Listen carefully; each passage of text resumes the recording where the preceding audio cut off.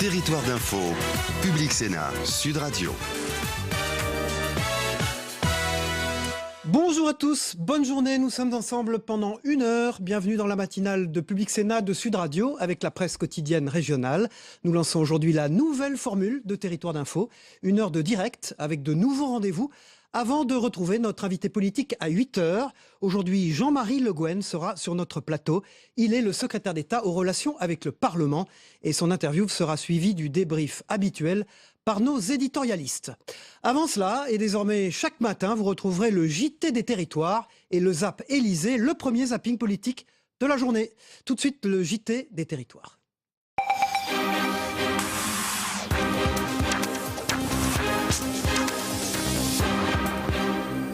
Avant le démarrage des vendanges cette semaine, les viticulteurs vont vivre la période la plus intense de la saison. Un marché juteux pour l'emploi avec de vrais enjeux économiques. Direction Bar-sur-Aube en Champagne, un reportage de Canal 32. Recherche vendangeur, tailleur, caviste ou encore maître de chai, voilà le type d'offre d'emploi que vous pourriez bien trouver cette année dans l'Aube. Des métiers viticoles en constante recherche. Il faut savoir que ce sont des métiers saisonniers, mais ça peut être des métiers saisonniers tout au long de l'année, car il y a plusieurs étapes dans la vie. Les vendanges sont un moment très important pour le bassin.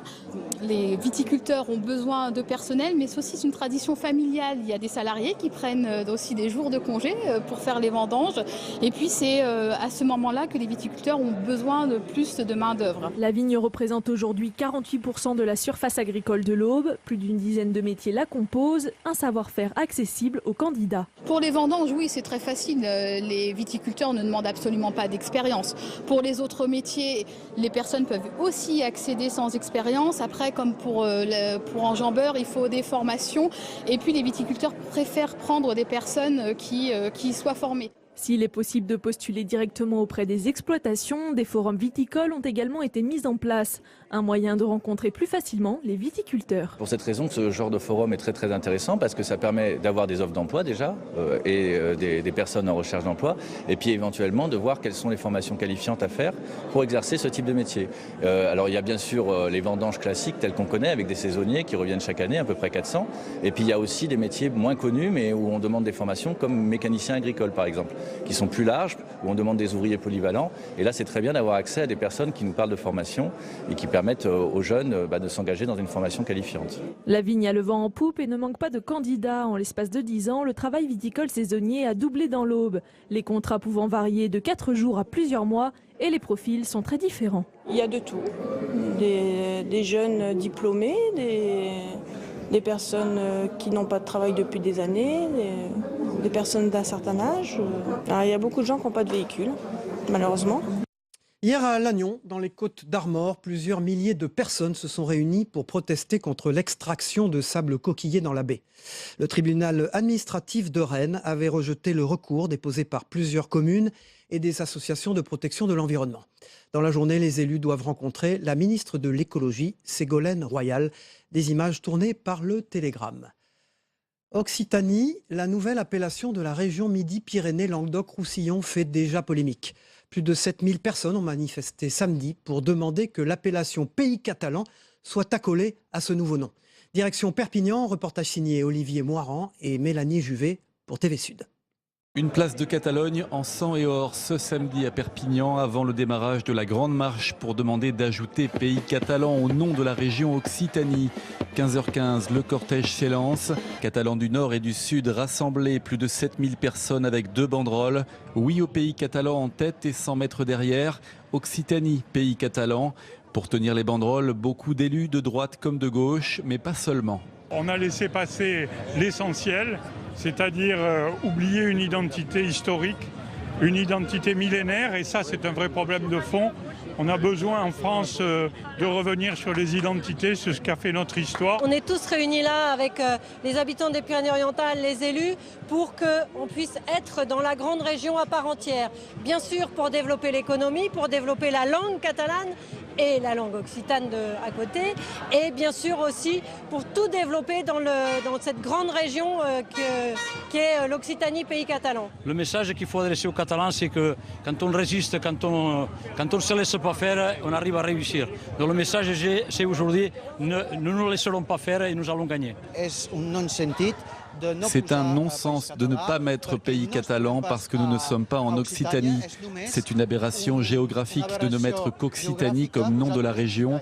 Quand on voit que Collioure, Port-Vendre ou même mon village Estavar est en Occitanie, c'est une erreur totale car géographiquement, politiquement, historiquement, c'est le pays catalan. Le cortège va longer la Basse, rejoindre la place Arago, passer devant la préfecture et le conseil départemental avec quelques sifflets. Puis l'arrivée est en vue, le Castillet avec une place de la Victoire impressionnante. C'est très beau de voir ça et je pensais qu'il y aurait un peu moins de monde. Je ne connaissais pas l'esprit catalan d'ici. C'est important parce que pour nous c'est notre identité, c'est une langue, c'est une culture. Vous voulez dire à Madame Delga que c'est pas possible, c'est ça, qu'on est là et que toute la culture catalane et que les Catalans sont là. Voilà.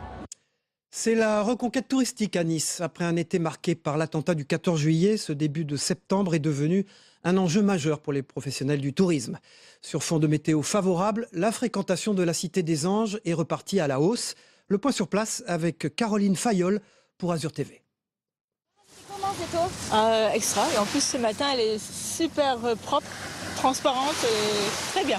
Une mer à 25, un grand ciel bleu et des températures qui grimpent jusqu'à 29 degrés. Sur cette plage privée, la fréquentation repart à la hausse après un été décevant. Fini le mois de juillet à moins 35%. Et on a quand même réussi à récupérer un petit peu de clientèle qui était prévue pour août. On finit quand même le mois d'août à moins 15%. On pensait à pire, mais c'est très bien. Avec une baisse de 10% de la fréquentation touristique pour les mois de juillet et août, la ville de Nice mise sur une importante communication, comme avec le hashtag I Love Nice, déjà très utilisé sur les réseaux sociaux. L'idée de ce hashtag, c'est de faire en sorte qu'avec ce hashtag, il y ait des messages de personnalités, d'anonymes, pour dire qu'ils aiment Nice et comment ils aiment Nice. Parce que chacun aime Nice à sa façon. Il y en a qui aiment se promener sur la promenade des Anglais, il y en a qui aiment se baigner dans la baie des Anges, il y en a qui aiment faire du shopping, il y en a qui aiment déguster une part de soc et un bon vin rosé. Voilà. Et il y en a d'autres qui aiment aller dans les musées, à l'opéra, dans les théâtres. Nice, c'est tout ça. En tout cas, pas de doute du côté des touristes et des locaux. Le mois de septembre reste, quoi qu'il en soit, un mois propice à la détente. C'est vrai que nous, en tant que locaux, on préfère venir un peu avant la saison et un peu après la saison parce que le temps nous le permet déjà d'une et d'autre part il y a moins de monde, il y a moins d'affluence et c'est vrai que nous en tant que Niçois quand on vient dans ces périodes-là on s'éclate. Il y a déjà beaucoup moins de monde et les gens sont beaucoup plus agréables, ils prennent plus de temps avec nous donc c'est vraiment le top, c'est les vacances, c'est le top, la mer est très chaude, elle est vraiment sympa et puis voilà, tout est bien. Une tendance qui devrait se confirmer puisque la météo prévoit du beau temps pour les jours à venir. Et pour terminer ce journal, une innovation. Des navettes sans chauffeur expérimentées à Lyon. Elles circulent sans faire le moindre bruit. Elles sont écologiques à souhait. Une première en France. Un reportage de Bertrand Frachon pour Télé Lyon Métropole. C'est la première expérimentation en France sur route ouverte. Inauguration aujourd'hui de Navly à Lyon. Cette navette électrique sans pilote va desservir les docks de la Confluence. C'est un véhicule qui est symétrique, donc ni d'avant ni derrière. Vous avez des lidars devant en frontal qui vont à l'horizontale du véhicule et un lidar qui plonge vers le bas. Et tout autour des véhicules, vous avez des caméras et des capteurs. On a une station GPS sur le site. Pas de pilote dans la navette, mais un technicien se trouve tout de même en permanence à bord, notamment pour informer les passagers ou prendre la main en cas d'urgence. Vitesse maximum du véhicule autonome, 20 km/h. Alors sa logique de ce service, c'est la logique du dernier kilomètre, puisque c'est une navette qui permettra de prendre les passagers au terminus du tram, T1, à l'hôtel de région, et les amener jusqu'au bout de Confluence. La cible principale, ce sont les salariés qui, tous les matins, nombreux, viennent travailler dans ce secteur. Je crois que pour eux, c'est un vrai plus, ça leur évitera de marcher à pied, ça leur évitera surtout de prendre la voiture. Je pense que grâce à ce service, les gens n'hésiteront pas de prendre les transports en commun pour venir travailler tous les matins. Nous nous trouvons avec le véhicule du futur dans le quartier du futur, donc c'est tout à fait formidable. renouvelables. Je pense que de la même manière qu'on a innové sur les immeubles en faisant qu'ils soient énergie positive, aujourd'hui on innove sur la mobilité. Je pense que ce qu'on voit aujourd'hui peut-être comme un peu anecdotique va introduire le même type de rupture que ce qu'on a fait avec Vélov. La navette sans pilote accueillera lundi ses premiers passagers. Elle est gratuite. C'est la fin de ce journal. Avant de recevoir les éditorialistes de la presse quotidienne régionale, on passe à la revue de presse de vos journaux.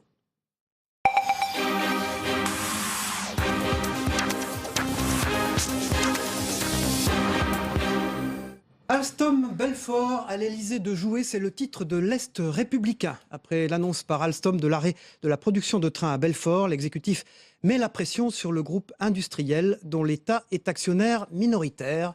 Une réunion interministérielle est organisée aujourd'hui à l'Elysée. L'écho de Vienne, 11 septembre, 15 ans après, l'empreinte durable dans les esprits. C'est le titre de l'écho de Haute-Vienne. Les États-Unis ont marqué ce dimanche dans le recueillement le 15e anniversaire des attentats du 11 septembre 2001. Traumatisme encore présent dans les esprits pour évidemment cet attentat majeur dans l'histoire des États-Unis. C'est le couple politique bien sûr le plus fameux, Hollande-Royal, qui fait la une du Parisien aujourd'hui. La ministre de l'écologie, l'incontournable personnalité du gouvernement. Une enquête sur un duo qui dure et qui fait sensation. La République des Pyrénées avec Jean-Michel Elvig qui est présent sur ce plateau. Ce que pèsent vraiment les francs-maçons, c'est le titre de la République des Pyrénées. Donc Jean-Michel, le quotidien vous invite à une journée porte ouverte des francs-maçons dans le Béarn. Enfin, la Gazette des communes pointe des budgets en berne et des bénéficiaires en hausse. C'est l'action sociale qui se réinvente. Rien n'échappe à la rigueur, même pas l'aide sociale. Les collectivités locales doivent trouver de nouvelles solutions.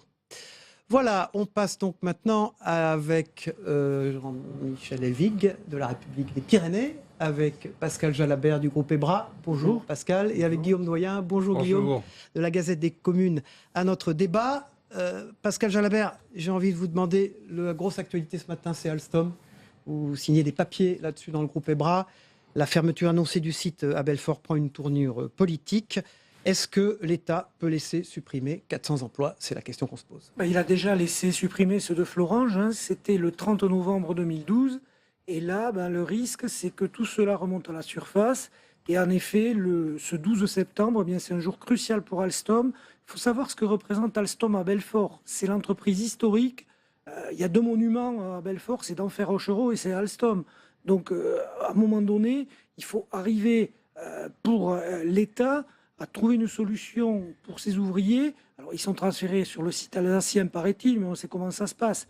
Il y a toujours de la casse sociale là-dedans, il y a toujours des emplois perdus, et surtout un bassin industriel qu'on dévitalise. Donc, les gens de Belfort ont déjà vu une grande part d'Alstom filer sous la coupe de General Electric, et là, maintenant, c'est l'usine qui fabrique les trains, les locomotives. Le cœur industriel d'Alstom, ça serait un coup très, très dur, et pour la région, et puis pour l'industrie française. On a commencé le quinquennat Hollande en fermant Florange. Si on le termine en fermant Alstom, on voit dans quel état est notre industrie.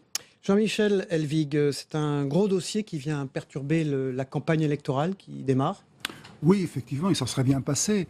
Le parallèle avec Florange est juste. Là aussi, c'est un problème, pas tellement de licenciement sec, mais de transfert. Alors évidemment, les transferts, il y a toujours un peu de pertes. Mais il y a quand même une dimension dans tout ça. Je ne connais pas le dossier à fond, mais je me demande s'il n'y a pas une part aussi de chantage de la part de la direction qui profite de la situation, sachant, situation politique, sachant qu'en ce moment, il y a un enjeu très important pour Alstom, qui est le renouvellement des trains de RER à Paris. C'est une commande très forte. Cette fois, ça s'adresse au STIF, qui est l'organisme d'Île-de-France qui s'occupe des transports, dirigé maintenant par une nouvelle majorité. Et Alstom est en concurrence avec un constructeur espagnol. Et si Alstom remporte ce marché, effectivement, ça pourrait être favorable au maintien du site, je pense, d'Alstom à Belfort. Il y a 2 ans de creux de production. Donc, en effet, ils ont besoin de commandes pour passer ces 2-3 années. Donc, en effet, il y a aussi une part de business qui se joue là-dessus.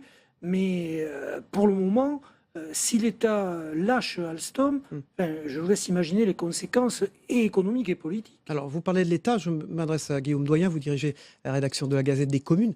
Que peuvent faire les élus localement, Guillaume Doyen? Ce que peuvent faire les élus localement, comme vient de l'expliquer mon confrère, c'est d'inciter à passer des marchés publics directement avec les entreprises françaises. Mais un marché public, ça répond à certaines règles. On ne peut pas dire « je vous prends parce que vous êtes français ». Cela dit, on peut toujours invoquer des arguments politiques en douce. Mais ce n'est pas des thèmes qu'avait développé l'extrême droite, ça, enfin, la droite en tout cas. Alors, que les marchés publics soient réservés à des entreprises françaises, ce n'est pas un thème de l'extrême droite, ça. Hein, c'est développer l'emploi local. Il est possible de passer des marchés publics favorisant l'emploi local. Mais on ne peut pas mettre des clauses aussi brutales que nous vous prenons car vous êtes français. Il ne faut pas oublier que si les Espagnols viennent nous tailler des croupières sur les trains, on espère aussi tailler des croupières aux constructeurs espagnols en Espagne pour d'autres produits industriels. C'est un thème de campagne qui s'ouvre pour Montebourg notamment, qui lui souhaite que les marchés publics soient réservés aux PME françaises. Oui, c'est les fameux business acts à la française, ce qu'on appelle, ce que font les Américains, c'est-à-dire des marchés réservés aux entreprises américaines. En effet, non, ce n'est pas un monopole de l'extrême droite. Arnaud Montebourg fait campagne là-dessus, le Made in France depuis longtemps, et il n'est pas le seul. Après, il y a des règles européennes à respecter, il y a une concurrence qui est saine, puisque la France exporte aussi des trains, des avions, des véhicules. Donc au bout d'un moment, il faut en effet des décisions politiques fortes. On va voir ce que François Hollande et Manuel Valls sont capables de dire et quel poids ils ont sur la direction d'Alstom. Et on posera la question à Jean-Marie Le Guen, qui est notre invité à 8h, le secrétaire d'État aux relations avec le Parlement, au moment où un conseil interministériel s'ouvre à l'Élysée ce matin. Il peut en sortir quoi, Jean-Michel Elvig? Encore une fois, il faut faire attention. Je veux dire, 20%, vous avez 20% de droit de vote, c'est pas vous qui dirigez l'entreprise. Alors évidemment, le gouvernement, les pouvoirs publics ont des moyens d'intervention. Je suppose que tout ça se négocie. Il ne faut pas oublier non plus que l'actionnaire principal, sauf erreur de ma part aujourd'hui d'Alstom, c'est Bouygues, le groupe Bouygues. Donc il y a quand même tout un panorama comme ça qui est assez complexe et que le gouvernement ne peut pas imposer une décision. Il peut faire de sorte qu'elle se produise. Mais pour revenir à cette question de la protection comme ça des marchés publics pour les entreprises françaises, c'est très bien. Il faut toujours penser aussi que les autres existent et que la réciprocité peut aussi nous pénaliser. Pascal Jalbert? Oui, aujourd'hui, pour garder une usine ouverte, il faut qu'il y ait du travail dedans. Ça, c'est la première, c'est basique. Et donc, l'urgence, à mon avis, pour Alstom, c'est plus d'engranger de nouvelles commandes que d'avoir des décisions politiques. Je crois qu'on ne va pas reproduire ce qui s'est fait pendant des années sur des fiefs industriels où il n'y avait plus de travail, de maintenir des gens sans qu'ils travaillent. Et là, il faut à tout prix remplir cette usine, lui donner du travail. L'opposition dans l'Est, elle est très présente sur ce dossier. Elle va en profiter pour attaquer où il y a un relatif consensus sur les choses à faire. C'est risqué d'attaquer sur ce genre de dossier, mais c'est également une belle opportunité. Une très belle opportunité, mais sachant que ça va vous revenir très rapidement en pleine face sur d'autres dossiers. Pascal Jalabert? Oui, ce matin, dans nos colonnes dans l'Est républicain, Damien Mello, qui est le maire Les Républicains de Belfort, et Marie-Guy Dufay, qui est la présidente PS de région Bourgogne-Franche-Comté, parlent de la même voix, ils tiennent le même discours. Voilà, il y a une espèce d'union sacrée. Moi, je crois que sur ce dossier-là, personne n'a intérêt à jeter de l'huile sur le feu. Ça serait destructeur pour celui qui le ferait. Qu'est-ce que peuvent faire justement les presses quotidiennes régionales? Alors, vous représentez le groupe EBRA, c'est-à-dire l'Est républicain, les dernières nouvelles d'Alsace, l'Alsace, tous les journaux liés à la Franche-Comté, à cet endroit. Qu'est-ce qu'ils peuvent faire? Est-ce que vous pouvez lancer une campagne pour mobiliser les gens? Est-ce que vous sentez ce devoir-là, j'allais dire? Si vous voulez, pour nous, c'est vital, puisque plus un territoire se développe, plus les gens ont envie de lire et d'acheter le journal.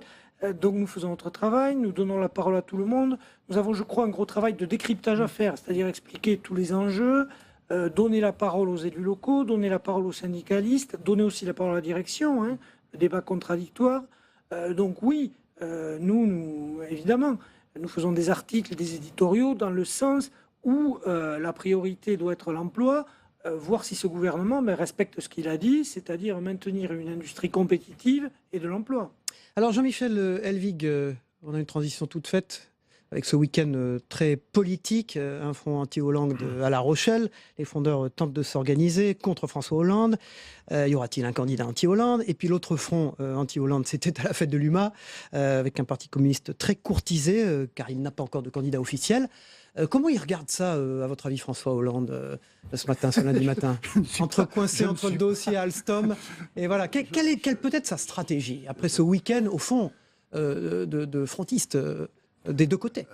D'abord, première chose, je ne suis pas dans la tête de François Hollande. Vous êtes bien le seul journaliste, parce qu'on a vu beaucoup de livres à ce sujet. Oui. Le problème, c'est que... Il a des frondeurs partout, au fond. Oui, je pense que jamais un président de la République n'a eu contre lui autant d'opposition au pluriel. C'est pas que Nicolas Sarkozy en manquait sur la fin de son quinquennat, mais enfin quand même il avait encore un parti qui était relativement homogène pour le soutenir. D'ailleurs on l'a bien vu dans la campagne où il a quand même réussi à mobiliser son camp. Je pense que là, ce qui est frappant chez tous ces frondeurs gauche de la gauche, etc., c'est tous ces gens qui ont défendu l'idée de la primaire, finalement, veulent bien la primaire, mais à condition qu'il n'y ait ni Hollande, ni Valls, ni Macron, j'en passe, et des meilleurs ou des pires, comme on veut. Et parce que si jamais ils gagnent, il faudrait les soutenir. Oui, alors s'ils sont si sûrs de ce qu'ils avancent, s'ils sont si persuadés que le quinquennat a été une faillite absolue, je ne vois pas pourquoi ils ont peur d'aller à la primaire. Ils vont la gagner naturellement. Est-ce que c'est pas au fond lié au discours qu'a eu François Hollande à Wagram, où c'était au fond une première intervention qui sonnait un peu candidature? Et donc, il est devenu la cible privilégiée de tous ces gens, parce qu'on sent qu'il y va, quoi. Il l'était avant. Hein. De ce point de vue-là, ça n'a guère changé. Le problème, c'est que maintenant, il pose un certain nombre de jalons de plus en plus forts pour sa candidature, et il attend de voir quelle va être la résonance qu'on va voir dans les sondages de ça. S'il n'y a aucune résonance, il en tirera peut-être les conclusions. S'il y en a une, si ça commence à y en avoir une, il est probable et il est même certain qu'il ira jusqu'au bout. Avec une cible privilégiée pour François Hollande, Guillaume Doyen, c'est Nicolas Sarkozy. Pourquoi lui? Le plus clivant. Il vaut mieux l'avoir en face de soi que d'autres qui seraient plus en rondeur, comme Juppé. Donc voilà, en fait, je pense peut-être, vous le dites, qu'il joue déjà l'adversaire. Donc passons la primaire et puis sauvons-nous avec un affrontement qui lui arrangerait ses petites affaires. Discours de Wagram avec Nicolas Sarkozy en ligne de mire pour les mêmes raisons. Oui, Pascal Jalabert. Pareil, Nicolas Sarkozy, c'est le meilleur épouvantail et le meilleur rassembleur de la gauche. Donc il est logique que tant François Hollande qu'Emmanuel Macron, d'ailleurs, lorsqu'il est entré en campagne, joue clairement Nicolas Sarkozy. Aujourd'hui, la seule opportunité qu'a François Hollande, c'est que je dirais que la gauche de la gauche, ça me fait penser, vous savez, à l'autoroute du Soleil le 31 juillet, là, à l'ère de Montélimar-Nord, quand vous êtes pare-choc contre pare-choc, tout est bouché. Merci pour le clin d'œil territorial. Voilà, et tout le monde veut aller au même endroit. Donc au bout d'un moment, on n'y arrive pas. Il va falloir prendre quelques itinéraires se délester de beaucoup de monde. Si quelqu'un veut représenter, il ne faut quand même pas oublier, la gauche de la gauche, c'est 15% à toutes les élections. Mélenchon, plus tout ce qu'il y avait. Donc le candidat de gauche a besoin de cet électorat pour gagner. À l'inverse, on voit mal un candidat issu de cette mouvance, pour autant qu'un seul candidat arrive à dépasser ce narcissisme des différences qui est propre à la gauche. Narcissisme des différences. Oui, c'est parce que chacun estime qu'il est porteur de la juste ligne, qu'il est nécessairement l'expression des couches populaires. Enfin, il y a quand même un côté comme ça, c'est une espèce de rémanence de l'idée de l'avant-garde. Donc, si tous ces gens-là arrivaient à se mettre d'accord sur un candidat, encore faudrait-il que ce candidat puisse avoir les 15 à 20% d'électeurs, disons, de la gauche modérée, centre-gauche, sans qui on ne gagne jamais les élections quand on est à gauche. Voilà, il faut tout. Pour être à gauche, il faut gagner sur son centre et sur sa gauche. C'est compliqué. Il n'y a pas que la gauche qui a des problèmes, primaires de la droite et du centre. Un sondage de Sud-Ouest dimanche, l'IFOP, démontre hier que ce n'est pas une primaire qui passionne les Français, à 75%. 82% même des interrogés estiment que cette primaire n'a pas amélioré l'image de la politique, Guillaume Doyen. C'est mal parti. C'est mal parti. Ils se sont pas mal battus dans la mise en œuvre de la primaire. Évidemment, forcément, ça commence mal, ne serait-ce que dans l'organisation. Alors après vont arriver les débats, mais quand on a sorti les couteaux dès le début, c'est pas forcément bon signe. D'autre part, Nicolas Sarkozy est dans une posture difficile, il a quand même quelques soucis judiciaires, et d'autre part, il n'y a pas de candidature enthousiasmante. Non, mais enfin, Alain Juppé, finalement, il est toujours en tête. Il résiste, Pascal Jalabert. Il résiste, alors ce n'est pas comme... on ne peut pas comparer avec la première de la gauche, où François Hollande a pris la tête dès le mois de mai 2011 et l'a gardé avec quasiment les mêmes écarts jusqu'à la primaire. Donc, en effet, tant qu'Alain Juppé est devant, ça va être très difficile pour Nicolas Sarkozy. Nicolas Sarkozy, sa seule chance, c'est d'arriver en tête, et même avec une avance substantielle. Donc là, tant qu'Alain Juppé reste en tête, ça reste compliqué, et pour Nicolas Sarkozy, et pour les autres. Mais est-ce qu'au fond, cet écart très grand, Jean-Michel Helvig, qui existait entre Alain Juppé et Nicolas Sarkozy, on ne pouvait pas imaginer qu'il allait se réduire forcément en avançant? Oui, enfin, avance substantielle, très substantielle, parce qu'il ne faut pas oublier que c'est une élection à 2 tours, et que si le premier tour, Nicolas Sarkozy même arrive en tête avec 31% et que les autres fassent 69%, au deuxième tour, je donne pas cher de la peau, en tant que candidat, bien sûr, de Nicolas Sarkozy. Il y a aussi une information qui nous a interpellés, c'est la crédibilité dont fait objet Alain Juppé vis-à-vis de la lutte contre le terrorisme. 58% des Français font confiance à Alain Juppé. Selon un sondage IFOP publié par le JDD hier, ils lui font confiance au fond pour garantir leur sécurité face à la menace terroriste. C'est inattendu ça, Pascal Jalabert. On attendait Nicolas Sarkozy en tête sur ces thèmes-là. Alors, il faut voir, hein, moi je pense que c'est plus une question de profil, c'est-à-dire les personnes interrogées répondent à un profil, sans doute pense-t-il, alors là je n'ai pas vu l'enquête, mais qu'Alain Juppé serait peut-être davantage dans le sens d'apaiser les choses et d'éviter les clivages entre communautés ou entre Français. Après, moi je me méfie toujours de ce genre d'enquête. On pose une question comme ça. Est-ce que les gens y répondent vraiment ou est-ce qu'ils ne veulent pas dire « je préfère Alain Juppé à Nicolas Sarkozy » tout simplement? Jean-Michel Helvig. Oui, ces enquêtes, on est vraiment saoulés. Il faut JDD. Saoulés, c'est pour rester, prendre une expression polie. Le problème, c'est que Juppé a une cote de popularité, de confiance, de sympathie qui est forte. Donc dans tous les domaines. Il sortira premier, vous voulez dire. Est-ce qu'il est fait confiance à Alain Juppé pour qu'il y ait des médailles aux Jeux Olympiques de 2024? Non, est-ce qu'il est le plus jeune? Ils répondront non. Oui, et encore, certains ne seront pas forcément informés de sa date de naissance. Guillaume Doyen? Oui, je pense en effet que c'est plutôt une affaire de profil que de réflexion profonde sur le sujet. Franchement, est-ce que les Français ont une idée précise pour savoir qui est le meilleur pour lutter contre le terrorisme?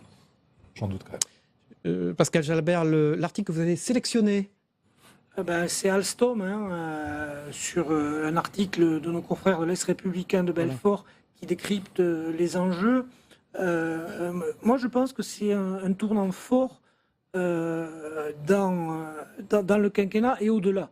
C'est-à-dire, Hollande et Valls qui mettent... On parle d'Alstom, là, dans l'Est républicain. On parle toujours d'Alstom, puisque, évidemment, ça va au-delà de la région. C'est-à-dire, c'est aujourd'hui un sujet... Les Français disent, on n'est plus capable de garder une usine historique, parce qu'Alstom, c'est quand même une marque française, dans nos territoires. Il faut savoir qu'on est aussi dans un territoire qui n'a pas rigolé. Peugeot a réduit des emplois à Montbéliard, qui est juste à côté. Le taux de chômage en Franche-Comté est à 12%. C'est l'image d'une France qui se désindustrialise. Pardon, le mot est compliqué. Jean-Michel Helvig, La République des Pyrénées. Votre papier. L'édito. L'édito, oui, justement, porte sur Nicolas Sarkozy. C'est quand même quelqu'un qui, potentiellement, peut être... Les imprudences de Sarkozy. Oui, peut être président de la République dans 8 ou 9 mois. Je ne sais pas s'il a vraiment conscience de la portée de ce qu'il dit aujourd'hui, de ce qui lui sera demandé si jamais il gagne et s'il doit mettre 10 000 personnes dans des centres de rétention administrative en essayant de voir un par un s'ils sont bien toujours vraiment islamistes, s'ils sont toujours dangereux et sinon de les déradicaliser. Enfin, c'est d'abord, outre que l'état de droit, ça l'amuse un peu en disant qu'il doit s'adapter, mais enfin, on ne peut pas condamner dans ce pays quiconque qui n'a pas commis un délit ou un crime. Guillaume Doyen, la Gazette des communes. Oui, vous dirigez la rédaction. Oui, Et là, je vous ai choisi une discussion entre deux géographes assez passionnants sur les inégalités territoriales. Ça nous ramène à l'actu du jour. Il rappelle qu'aujourd'hui, c'est la France de l'Est qui souffre le plus. Que lancer des métropoles, des grosses villes, créer des grosses villes comme on le fait actuellement un peu partout, ça ne sauvera pas tout, mais que les inégalités entre les territoires sont extrêmement importantes. La Gazette des communes, Guillaume Doyen. Merci Jean-Michel Delvic de la République des Pyrénées. Merci Pascal Jalabert du groupe Hébran. On vous retrouve tout à l'heure pour le débrief. Il est bientôt 8h. Bonjour à ceux qui nous rejoignent. C'est Territoire d'Info, la matinale de Public Sénat, de Sud Radio avec la presse quotidienne régionale. C'est l'heure du Zap Élysée de Christophe Combarieux, le premier zapping politique de la matinale.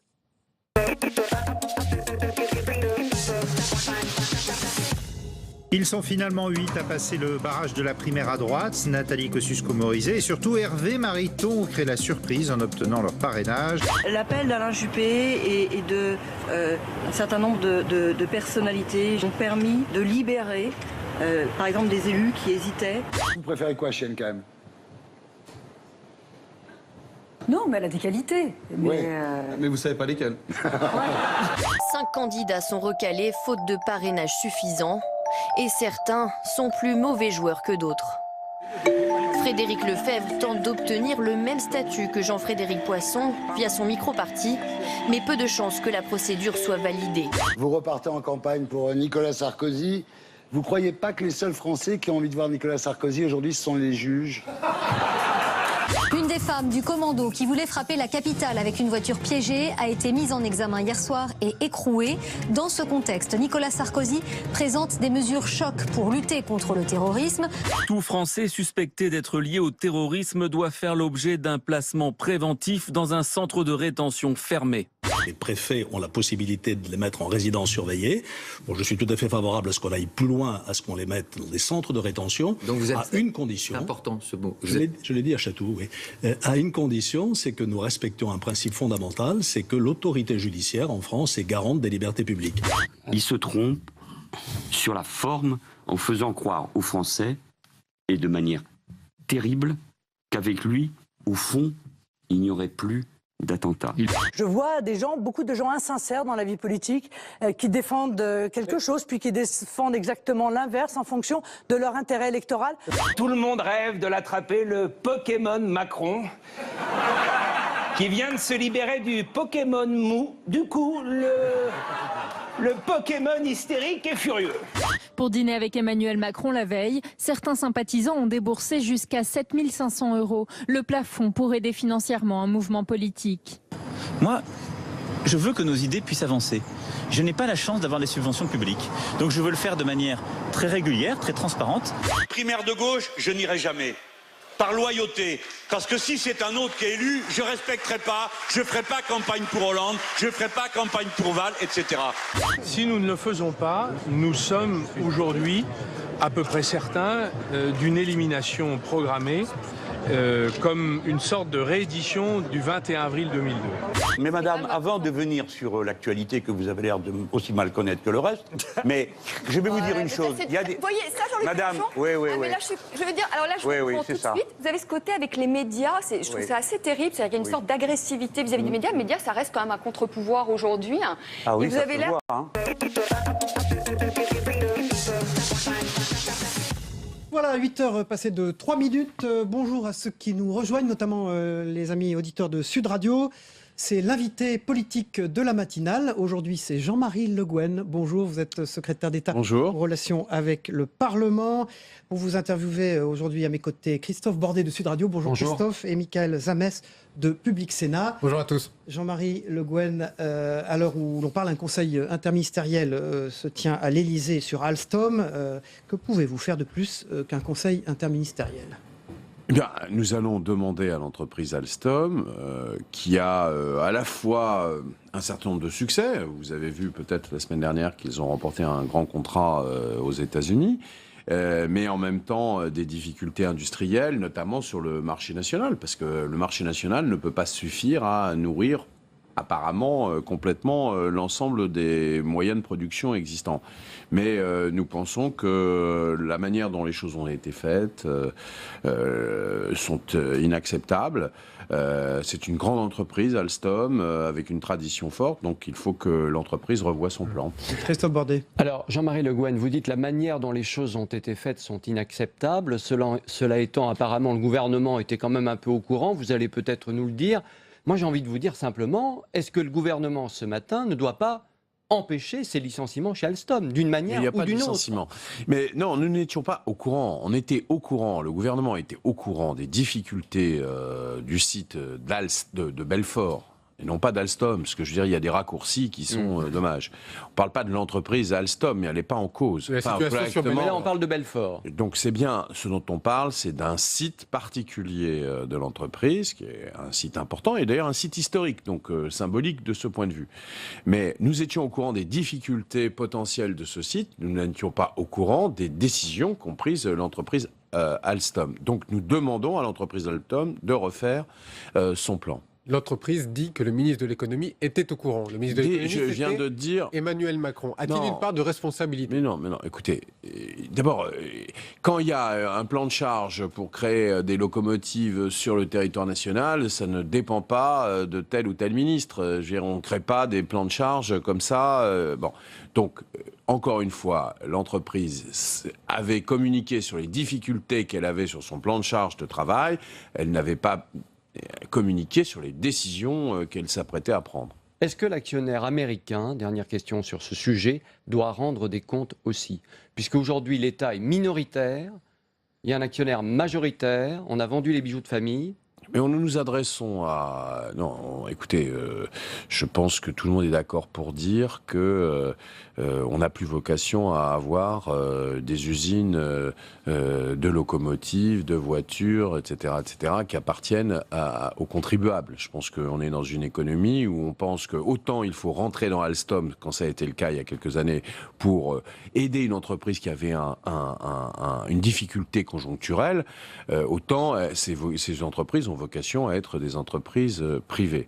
Et donc, l'actionnaire américain, le fait qu'il soit américain ou qu'il soit autre, ne doit pas changer notre attitude. Nous devons demander, à la fois parce que nous sommes actionnaires, mais aussi parce que nous sommes l'État, nous devons demander à l'entreprise Alstom de revoir son plan, de le reconsidérer, éventuellement de travailler avec elle pour trouver d'autres solutions.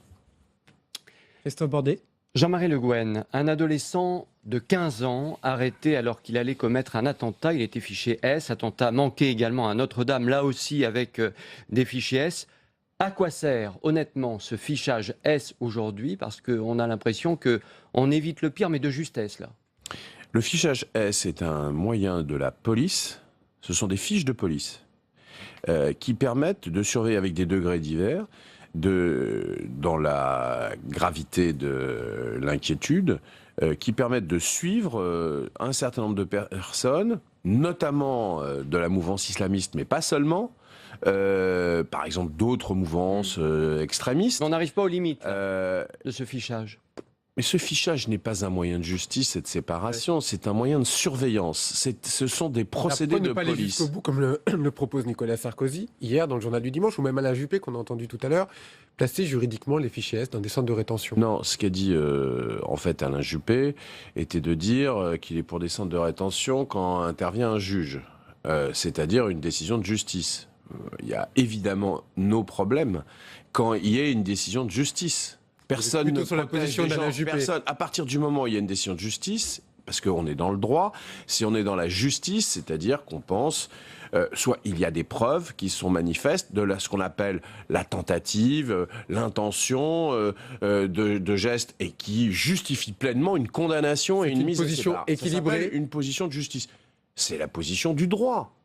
Le fait qu'il y ait des gens, si demain on vous dit, voilà, je vous amène les preuves, cette personne a des intentions maléfiques s'agissant notamment en matière de terrorisme, le juge a tout à fait les moyens de les condamner. Simplement, il ne suffit pas d'avoir une dénonciation ou une suspicion.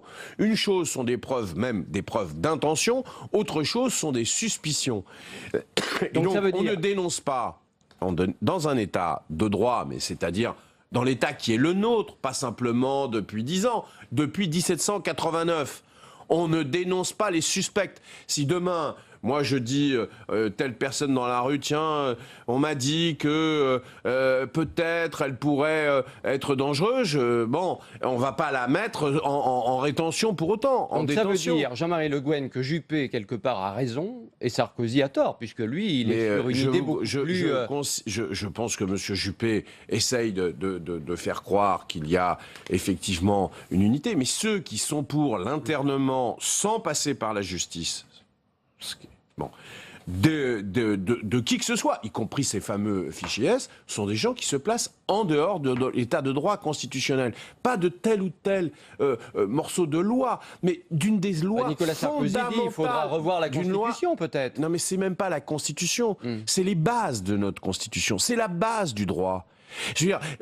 Donc, je Nicolas n'ose Sarkozy même est pas en dehors rappeler du droit. les ancêtres qui sont les vôtres qui ont lutté pour ça. C'était votre arrière-arrière-arrière-arrière-grand-père qui pensait qu'il suffisait pas qu'un lieutenant de police du roi dise monsieur, je vous suspecte et je vous mets à la Bastille. Voilà, c'est ça qui a été à l'origine. Alors en Angleterre, ça s'appelle l'habeas corpus. Chez nous, c'est les bases, du fondamentaux de la démocratie depuis 300 ans. Est-ce que Nicolas Sarkozy va trop loin dans cette affaire quand il demande l'enfermement des fichiers S avant même qu'il arrive quoi que ce soit? Est-ce qu'il va trop loin dans cette affaire, Nicolas Sarkozy? Je crois l'avoir dit, oui. Est-ce qu'il ment aussi? Alors, il va trop loin et il ment lorsqu'il compare ça avec les internements psychiatriques. Alors, parce que, allons jusqu'au bout, puisqu'on en parle de ce genre de choses. On nous dit, oui, mais il y a des gens qui sont internés sans intervention du juge parce qu'ils sont considérés comme fous, éventuellement dangereux pour eux-mêmes ou pour leur entourage. Ah, effectivement. Mais il y a un psychiatre. Il y a un psychiatre qui, dans sa déontologie, prend la décision. Et il y a un deuxième recours du juge. Ce n'est pas un psychiatre qui pense que quelqu'un est malade, c'est pas une autorité de l'État qui décide que quelqu'un est dangereux. C'est pas du tout la même chose. On voit bien tous les abus potentiels que cela aurait. Et déjà d'ailleurs, la psychiatrie est très fortement interrogée là-dessus. Et ça fait partie des débats très compliqués de notre société, mais pour des cas bien particuliers. Mais encore une fois, personne ne peut croire que on prenne des dispositions d'exception au regard de l'histoire fondamentale de notre droit. Mettre quelqu'un, l'État décide de mettre quelqu'un dans un camp de rétention, c'est une dérive incroyable qui ne peut pas exister. Je pense même qu'une modification de la Constitution ne suffirait pas. Il faudrait aller beaucoup plus loin encore. Jean-Marie Le Guen, est-ce que vous faites de Nicolas Sarkozy votre candidat idéal face à François Hollande? Pas du tout. Nous combattons contre les mesures telles qu'elles sont proposées. Nous essayons d'avoir un dialogue avec les Français. D'ailleurs, nous combattons, c'est pas tellement le problème de combattre, c'est d'essayer d'expliquer aux Français qu'est-ce qui est nécessaire, utile pour combattre, par exemple, le terrorisme. Et donc, de ce point de vue, François Hollande, Manuel Valls ont une action continue sur ces sujets d'une façon précise. Nous avons une action très forte, mais M. Sarkozy se sent obligé d'en rajouter parce qu'il est dans une campagne électorale et il faut absolument qu'il se démarque comme étant le plus viril dans cette affaire. Eh bien, nous pensons que cette dérive est dangereuse et ce qui est problématique d'ailleurs, c'est ce que vous disiez en soulignant les propos de M. Juppé qui sont différents de ses propositions, eh bien, il y a un alignement général d'un certain point de vue de la droite sur une certaine forme de rhétorique qui est l'extrémisation de leur position sur ce sujet. C'est dangereux. Même ceux qui ne franchissent pas le Rubicon prennent un risque de ne pas combattre sur des principes qui sont des principes républicains fondamentaux. Et c'est d'ailleurs, vous allez m'en dire un mot à un moment ou à un autre, le rôle de la gauche aujourd'hui. C'est pas simplement de se rassembler, c'est de se battre sur ces principes républicains. Parce qu'ils nous dépassent, ce n'est pas que des principes de gauche, c'est des principes fondateurs de notre nation. C'est Jean-Marie Le Guen, le secrétaire d'État aux relations avec le Parlement, qui est notre invité ce matin dans cette matinale. Manuel Valls a été perçu par les observateurs comme l'autre victime collatérale du discours de Wagram. Ce désaveu de cette ligne laïciste identitaire, c'est quelque chose, par le président de la République, dans son discours, clairement observé, c'est quelque chose qui peut vous poser problème un jour, vous, le Vallsien, dans un gouvernement pas de perception du avec tout président de la de cette République François vision-là. Hollande? Écoutez, je n'ai aucune perception. Les commentaires des commentaires, je ne me lisserai pas là-dessus. Je constate simplement que le Premier ministre, s'agissant de l'action publique de l'État et du sens de son orientation, elle est prise en charge sous l'autorité du président de la République. Donc moi, je ne vois en aucune Pas l'épaisseur d'une feuille de papier de cigarette entre Non, eux, il peut y même avoir sur des ces sujets-là. tempéraments. Il peut y avoir des tempéraments. Je pense que le rôle du Premier ministre... Il peut y avoir des tempéraments, vous parlez de Bien sûr Manuel qu'il y a Valls. des tempéraments différents. Bien. Mais le Premier ministre a une inquiétude particulière. C'est non seulement le sujet dont on parle, le terrorisme, qui l'habite tout particulièrement, parce que quand vous êtes en responsabilité, il y a certains, pour prendre cette formule un peu triviale, qui, lorsqu'ils se rasent le matin, ils pensent à savoir ce qu'ils vont faire à la présidentielle. Il y en a d'autres qui pensent savoir comment la journée va se passer sans attentat. Donc c'est pas le cas de Manuel Valls. Ne se prépare pas, Jean-Marie Le Guen.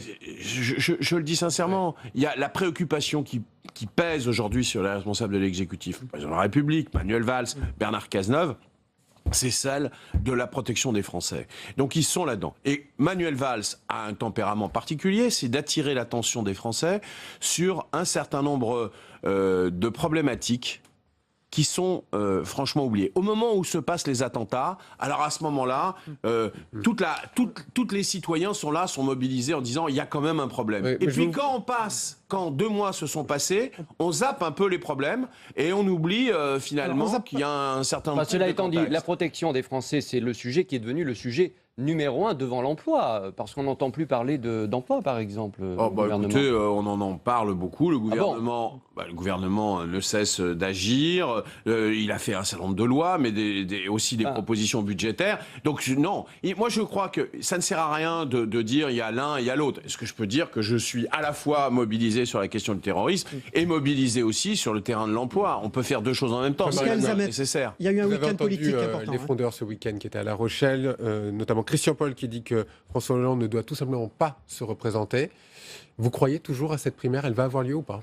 Écoutez, je n'en sais rien. Je constate avec beaucoup de tristesse que pour la première fois dans l'histoire du Parti socialiste, finalement, des gens vont chercher l'appui du Parti communiste, de l'extrême gauche, etc., à la fête de l'humanité à La Rochelle, avec un seul objectif, empêcher François Hollande de se représenter. C'est triste. Je pense que ce qui est vrai, c'est que François Hollande est le mieux placé pour rassembler l'ensemble de la gauche et pour s'adresser aux Français. Parce que rassembler la gauche, c'est nécessaire. En tout cas, dans sa très grande majorité. Cette gauche qui accepte de prendre des responsabilités. Les autres, ils se sont déjà mis de côté. Ils ne prennent pas de responsabilité. Arnaud Montebourg, Benoît Hamon. Non, je pense qu'il y a une certaine forme d'ambiguïté, effectivement. Est-ce qu'il y a une gauche qui assume les responsabilités dans la France telle qu'elle est aujourd'hui? On n'est pas chez les bisounours et on n'est pas au paradis. C'est-à-dire que c'est une France difficile où choisir, où gouverner, c'est prendre des décisions au milieu de contraintes qui sont des contraintes difficiles. Mais avec un objectif, c'est non seulement de défendre les valeurs de la gauche, mais de les faire au service du pays.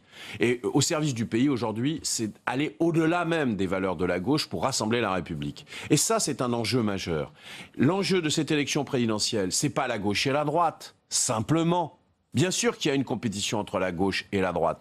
Mais le véritable enjeu, ça sera de battre l'extrême droite au 2e tour. C'est ça la réalité que tout le monde connaît et que beaucoup oublient. Jean-Marie Le Guen, vous dites qu'il faut rassembler la gauche. Moi, je regarde les sondages. Il y en a un ce matin, IFOP Fiducial pour Sud Radio et le magazine Lyon Capital. Intention de vote présidentiel premier tour. Hollande battu dès le premier tour, si jamais Juppé et Macron sont dans la boucle, si je puis dire.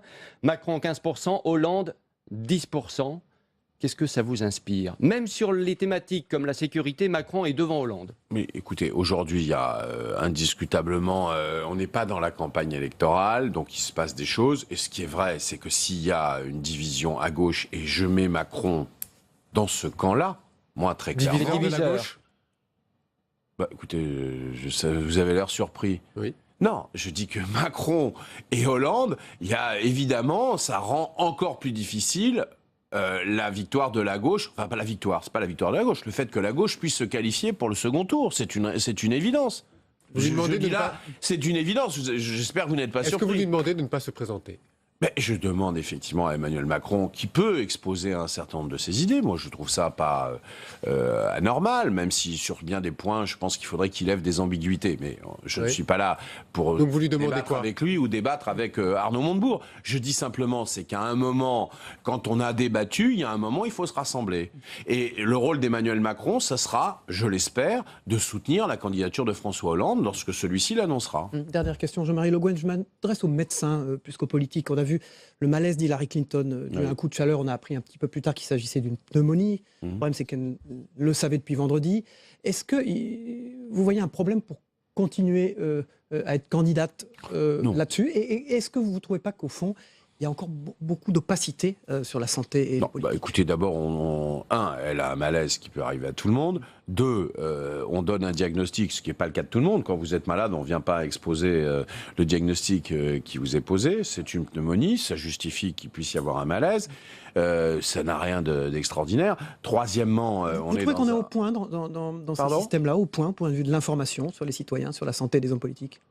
Oui, mais moi je suis très méfiant, je vous assure. Vous allez demander aux citoyens, aux hommes politiques, par exemple, je sais que je vais choquer certains. Oui, je ne crois pas à la transparence. Le secret médical, le jour où il n'existera plus, pour le président de la République, la présidente des États-Unis, alors même s'il faut donner un certain nombre d'informations, mais le jour où le secret médical n'existe plus pour eux, il n'existera plus pour personne. Et là, on en reparlera quand chacun d'entre vous verra son secret médical éventé au profit de telle grande firme, de tel assureur, de tel press people.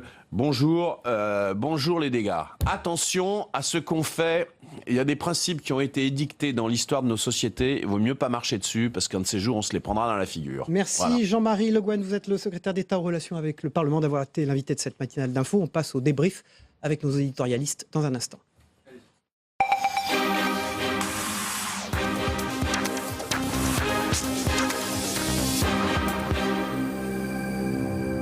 Bonjour messieurs, aujourd'hui j'accueille sur ce plateau du débrief de l'interview politique Patrick Roger. Bonjour, vous êtes le directeur général de Sud Radio et merci d'être avec nous sur ce plateau. Et Pascal Jalabert qui était avec nous dans le premier débat de cette matinale et qui est revenu. Vous êtes évidemment éditorialiste au groupe EBRA et vous êtes aujourd'hui ici pour l'Est républicain. Merci messieurs. On a senti un Jean-Marie Le Guen, donc secrétaire d'État aux relations avec le Parlement, qui était notre invité ce matin, un peu mal à l'aise avec cette affaire Alstom, ce conseil interministériel qui se tient à l'Élysée en ce moment. Pourquoi? C'est parce qu'avec 20% du capital, au fond, de l'entreprise, l'État ne peut pas faire grand-chose. Oui, l'État ne peut pas faire grand-chose et il le dit d'ailleurs très bien, Jean-Marie Le Guen. Aujourd'hui, l'État n'a plus vocation à s'occuper des entreprises, des marchés, des usines, etc. Moi, je ne suis pas tout à fait d'accord, notamment quand on a un pouvoir de gauche. C'est quand même assez étonnant d'entendre ça de sa bouche parce que s'il y a bien une valeur que doit défendre la gauche, c'est d'être présent sur le marché et d'essayer de réguler quand il le faut. Alors évidemment, elle ne peut pas se mettre à la place des entreprises, mais elle a quand même un rôle à jouer. Si elle quitte cette posture, alors à quoi peut servir la gauche encore aujourd'hui, quoi ? Pascal Jalabert. Oui, on avait reproché, il faut s'en souvenir, je crois que c'était en 99, à Lionel Jospin d'avoir dit l'État ne peut pas tout, au moment où il était confronté à des fermetures d'usines chez Michelin, chez Renault. Donc 20 ans après, on en est au même point et il faut voir dans quel état est notre industrie. Donc si à un moment donné l'État ne retrouve pas un rôle de planification, d'organisation de l'industrie sur le territoire, ça va devenir compliqué. Les Américains ne se gênent pas pour aider leur industrie. Les Allemands ne sont pas gênés non plus. Pourquoi en France on aurait ce complexe sans aller évidemment jusqu'à la nationalisation? Voilà, il y a un peu de stratégie à faire. Un vrai débat de campagne électorale qui démarre, Patrick Roger. Oui, un vrai débat, sauf que je ne suis pas certain que ce sera l'un des débats de la campagne et qu'on sera sans doute beaucoup plus sur des questions identitaires et un peu moins sur des questions économiques. On l'a vu d'ailleurs dans le discours de Wagram de François Hollande. On n'a pas parlé, quasiment pas parlé d'emploi. Alors que préoccupation majeure des Français. Oui, évidemment, on comprend. Les études. On comprend évidemment que comme il n'y a pas une véritable inversion de la courbe, et c'était l'une des promesses de François Hollande, qu'il n'a pas forcément envie de remettre cette question sur le tapis. Cela dit, c'est quand même particulièrement grave parce que l'ensemble des problèmes sociaux que l'on peut avoir dans nos quartiers défavorisés, sur l'ensemble du territoire, viennent de ces problèmes d'emploi que l'on a aujourd'hui, 6 millions de chômeurs ou des gens qui ont des activités réduites. Donc c'est quand même grave. Et la désindustrialisation qui a été très forte ces 20 dernières années, continue encore aujourd'hui. Alors les problèmes d'immigration, les problèmes de sécurité sont au cœur du débat. Le fichage S en question, Jean-Marie Le Guen, qui était l'invité de cette matinale d'info, rappelait tout à l'heure la position du droit. Mais est-ce que les gens veulent entendre ça? On dénonce dans un état de droit ce genre de choses, ça pose problème. Mais est-ce que les gens sont prêts à entendre ça, Pascal Jalabert?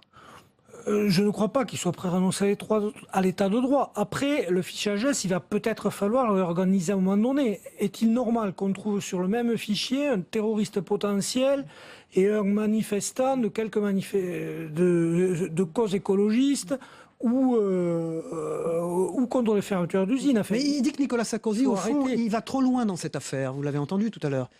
Nicolas Sarkozy, lui, il a besoin de se démarquer de ses concurrents à la primaire. Donc, évidemment, il y a une sorte de course à l'échalote. Cela dit, François Hollande, moi, je reviens au discours de Wagram. C'est vrai qu'il l'a déporté, il s'est déporté sur la sécurité, sur l'immigration. Pourquoi? Parce qu'il est attaqué sur sa droite par Macron, sur sa gauche par la galaxie des frondeurs et autres Mélenchon, sur les questions économiques et sociales. Et sur ce terrain-là, ils sont moins à l'aise. Donc le risque, c'est que si toute la campagne se déroule là-dessus, on ne sait plus trop qui va dire quoi, on va perdre les gens dans des fichiers S, dans des questions juridico-politiques, ça va devenir inaudible. Oui, Jean-Marie Le Guen a raison d'insister sur l'état de droit depuis 2 siècles en France. Notamment dans les intervenants psychiatriques, a-t-il dit. Oui, alors il faut faire la différence. Oui, l'internement psychiatrique, évidemment, on ne peut pas faire de comparatif entre du fichage S, des menaces terroristes et puis des gens qui sont déséquilibrés. Quoique, on l'a vu dans l'affaire de Nice et autres, il devrait probablement y avoir quelque chose de mis en place. Mais si on se préoccupe de notre état de droit, certes qui depuis 2 siècles est assez solide. Aujourd'hui, cet état de droit est fragilisé. La démocratie est attaquée. Ça, il ne faut pas l'oublier. Ce que veulent les djihadistes, ce que veulent ces terroristes, c'est fragiliser la démocratie. Ils sont en train d'y parvenir progressivement. Donc certes, il ne faut pas de législation de circonstance, quoique quand François Hollande utilise ce terme l'autre jour, pas de législation de circonstance, on se rappelle quand même de la déchéance de nationalité. C'était le type même de... Il y a un problème. Il y a un problème. Et avec un Nicolas Sarkozy qui reste idéal pour François Hollande comme adversaire? Pour toute la gauche. Pour toute la gauche. On a vu Jean-Marie Le Guen là-dessus ce matin, c'était clair. C'est l'adversaire idéal d'Emmanuel Macron, c'est l'adversaire idéal de François Hollande. Il faut quand même se rappeler qu'en 2012, l'élection, c'était un référendum pour ou contre Nicolas Sarkozy. Alors Emmanuel Macron, diviseur de la gauche. Pour Jean-Marie Le Guen, vous avez entendu ça? Oui, diviseur de la gauche, parce qu'en plus, évidemment, il y a ce sondage ce matin qui le donne à 15%. Donc c'est vrai qu'Emmanuel Macron, on le voit, les semaines qui vont venir vont être très intéressantes pour pouvoir voir s'il peut prendre de l'ampleur ou s'il restera scotché à ce score. C'est vrai que 15%, il peut encore monter, il peut prendre donc des voix à François Hollande, éventuellement si le président se présente, et puis mordre progressivement. Moi, je pense qu'il prendra aussi beaucoup de voix à droite, s'il y va, et notamment probablement à Nicolas Sarkozy. Peut-être un peu moins à Alain Juppé. Avec un mauvais week-end, car les frondeurs ont aussi attaqué François Hollande. Donc il est attaqué des 2 côtés, Pascal Jalabert. Il est attaqué des 2 côtés. Ça dure donc depuis la démission de Macron. Et c'est pour ça qu'il a déporté le débat des questions socio-économiques, parce qu'il sait que la gauche de la gauche est moins à l'aise avec les questions d'immigration et de sécurité. Et qu'Emmanuel Macron, pour le moment, on ne l'a pas encore vu sur le terrain. Leur objectif, c'est d'empêcher François Hollande de se présenter, a dit Jean-Marie Le Guen. C'est triste. Oui, c'est son analyse. Après, vous savez, il y a quelque chose qui est très important. Alors, les sondages, ils valent ce qu'ils valent, mais ils ont un pouvoir d'influence sur les lecteurs et sur le déroulement des choses. Et si, en effet, dans 3 mois, François Hollande est toujours à 10, 12%, et que un frondeur est devant et que Macron est devant, ça va quand même être très difficile pour lui. Oui, ils pourront en tout cas peser et probablement monnayer aussi en vue de la suite. C'est ce qu'ils recherchent. Après, on est certain de rien pour l'instant aujourd'hui sur cet échiquier politique, quoi. Moi, quand j'ai entendu Manuel Valls ce week-end, je me suis dit, mais finalement, et s'il revenait sur le devant de la scène? Parce qu'il piaffe quand même d'impatience. Alors certes, il joue peut-être le coup d'après. C'est terrible de se dire ça en politique. Il a évacué Jean-Marie Le Guen quand je lui ai demandé s'il y avait un problème à être valsiste avec un président Hollande, s'il y avait une dichotomie même d'approche, d'analyse entre les deux. Il a répondu que non. Oui. Il a répondu que non, sauf que je ne pense pas que ce soit aussi clair que ça. Parce qu'on l'a senti dans les propos de Manuel Valls, qui certes est fidèle au chef de l'État, mais qui est en embuscade, sait-on jamais, dans les semaines qui viennent. Moi je crois que cette élection est un peu à l'image du pays, où on cherche des repères, où on ne sait pas trop vers quoi il faut aller. C'est la première fois, c'est la première élection depuis bien longtemps, où à 7 mois, on est incapable de dire qui sera dans la course, comment ça va se passer, comment ça se décage. En 2012, on savait déjà à cette époque qu'on aurait Hollande et Sarkozy. En 2007, on se doutait bien que Royal allait l'emporter à gauche avant dans les sondages. En 2002, Chirac-Jospin, c'était couru depuis 5 ans. Donc là, on est dans l'incertitude la plus totale.